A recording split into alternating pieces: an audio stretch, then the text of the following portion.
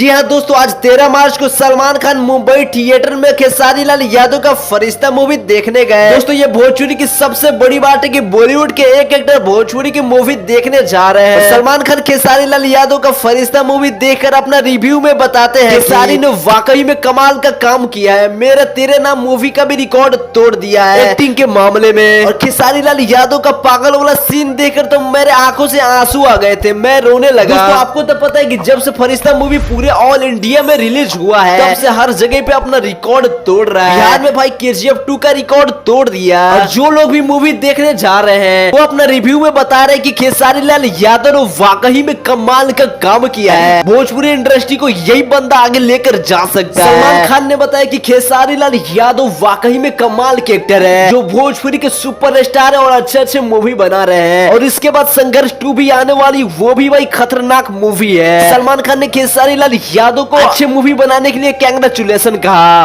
और ये भी कहा कि यही बंदा भोजपुरी को आगे टॉप लेवल पर लेकर जा सकता है। दोस्तों फरिश्ता मूवी में खेसारी लाल यादव का पागल वाला सीन आपको कैसा लग रहा है कमेंट में जरूर बताइएगा। और क्या खेसारी भैया भोजपुरी इंडस्ट्री को आगे लेकर जा सकते हैं ऐसे और मूवीज बनाकर, ये भी कमेंट में जरूर बताइएगा। ऐसे वीडियो के लिए वीडियो को लाइक करके चैनल सब्सक्राइब जरूर कर लीजिए।